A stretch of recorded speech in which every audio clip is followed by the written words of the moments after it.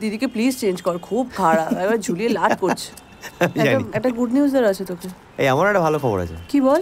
না তুই তোরটা বল। তুই বল না। না কিছু না, এই আমাদের নাটকটা দাঁড়িয়ে গেছে তো মোটামুটি, মনে হচ্ছে প্রচুর কলস পাবো জানিস তো। বাহ। আর যেটা মনে হচ্ছে যে গ্র্যান্ড ঢুকে যাবে। এই যাকে যা আমারটা ছাড়, তুই বল তোর খবরটা।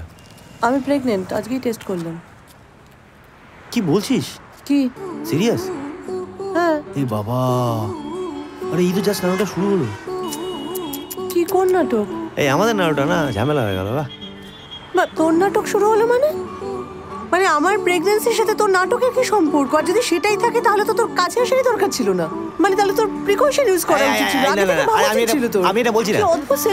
আরে না তুই এবার কথাটা না, আমি একটা ভালো খবর একটা বললাম তোকে। ঠিক আছে, তোর ভালো নাই লাগতে পারে, কিন্তু তুই রিঅ্যাক্ট করলি কেন? ভালো খবর, আমাকে তো একটু টাইম না দিস। ঠিক আছে, আমি বুঝতে পেরেছি তোর রিঅ্যাক্ট, মানে যেভাবে তুই রিঅ্যাক্ট করলি আমি বুঝতে পেরেছি। কি বুঝেছিস?